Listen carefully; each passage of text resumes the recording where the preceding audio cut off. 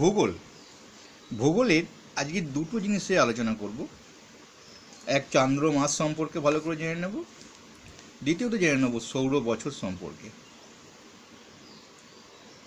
এটা সপ্তম শ্রেণী ভূগোল। তা সপ্তম শ্রেণী ভূগোল আমি এটা নিয়ে আলোচনা করে দিচ্ছি। দেখো, চান্দ্র মাস কথাটার মধ্যে কিন্তু লুকিয়ে আছে যে চান্দ্র মাসটা সংজ্ঞাটা কেমন হবে। আমরা জানি যে চাঁদ হচ্ছে পৃথিবীর উপগ্রহ।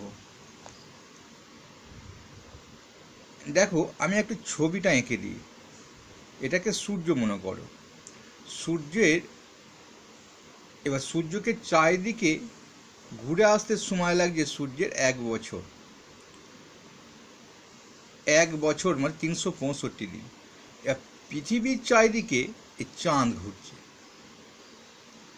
তা পৃথিবীর চারিদিকে যখন চাঁদ ঘুরছে, চাঁদ কিন্তু পৃথিবীর একমাত্র উপগ্রহ। একটাই পৃথিবীর উপগ্রহ আছে, সেটা হচ্ছে চাঁদ। এটা ঘুরতে আমাদের পৃথিবীর ঘুরে আসতে 365 দিন সময় লাগে। একে বলা হয় 1 বছর। অর্থাৎ ভালো করে বললে কি হবে, সূর্যকে সামনে রেখে পৃথিবী তার নিজের কক্ষপথ ধরে এক পাক ঘুরে আসতে ঘুরতে সময় লাগে 365 দিন 6 ঘন্টা বা 365 দিন। একে বলা হয় 1 বছর বা এক সৌর বছর। অর্থাৎ সৌর বছরে ঘটনাটা কিছু না, 1 বছর মানেই কিন্তু সৌর বছর। এবার চলো, চাঁদের ঘুরে আসতে কতদিন সময় লাগে। আমরা জানি 30 দিনে 1 মাস হয়, চান্দ্র মাস। কিন্তু চাঁদের ঘুরে আসতে কি 30 দিনই পুরো লাগে? কারণ এর পেছনে অনেকগুলো ঘটনাটা বুঝে নাও। সেই জন্য আমি দুটো সংজ্ঞার মধ্যে দিয়ে আমি আজকে ভিডিওটা করছি। দেখো, পৃথিবীটা আমি এরকম আনলাম। এই স্থানে মনে করো একটা জায়গা তুমি যেখানটা বাস করছো। চাঁদ এখানে আছে।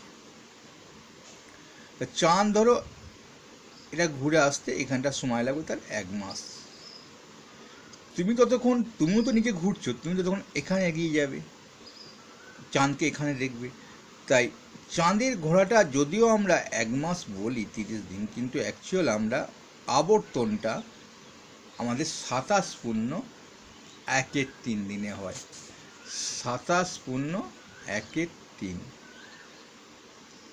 কেন 1/3 মানে হচ্ছে 24 ঘন্টাকে ভাগ করো, 8 ঘন্টা আসবে। তাহলে 27 দিন 8 ঘন্টা, এটাও কিন্তু একটা অ্যান্সার। তাহলে আমরা মাস কোনোদিন 31-এ ধরি, আর কোনোদিন 28 দিনেও মাস ধরি। এবার 28 দিনের মাসটা আমাদের কি হয় সেদিন, মানে যদি মানে এমনি আমাদের 28 দিনে ধরা হয়। যদি অধিবর্ষ হয়, অর্থাৎ 366 দিনে বছর হয়, সেদিনকে 29 দিনে ধরা হয়। দেখো, এই যে সৌর বছর সংজ্ঞাটা আমি প্রথমেই বলে দিয়েছিলাম। সূর্যকে সামনে রেখে পৃথিবী তার কক্ষপথ ধরে এক পাক ঘুরতে সময় লাগে 1 বছর। এটাকে সৌর মানে সূর্যের বছর বলছি আমরা। একেই বলে কিন্তু আবার বার্ষিক গতি। এটাকেই বলা হয় কিন্তু পরিক্রমণ গতি। আবার একেই বলা হয় বার্ষিক গতি। বছর হয় বলে বার্ষিক গতি, আবার ঘুরে আসছে বলে, পুরো পরিক্রমা করে আসছে বলে পরিক্রমণ গতি। আর একটা আছে আবর্তন গতি বা আহ্নিক গতি। যখন নিজের পৃথিবীতে লাটুর মতো নিজের অক্ষকে কেন্দ্র করে ঘুরছে, সেটাকে বলছি আমরা আহ্নিক গতি বা আবর্তন গতি।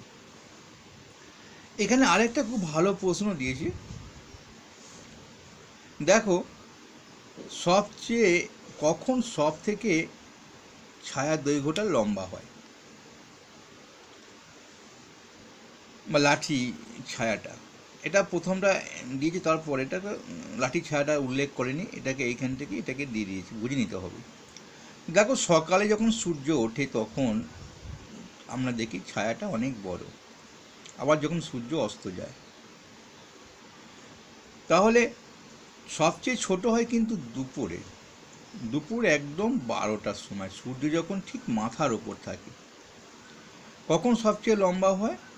দেখো, সকালে, বিকেলে। সকালে সবচেয়ে লম্বা হয়, বিকেলে তো লম্বা হয়ও সূর্য যখন হেলে পড়ে, কিন্তু সবচেয়ে লম্বা হয় সকালে। যদি সকাল বিকাল একসঙ্গে অপশন থাকতো তাহলে সেটাই সঠিক হতো। যাই, মানে ভালো লাগলে অবশ্যই একটা লাইক করবে।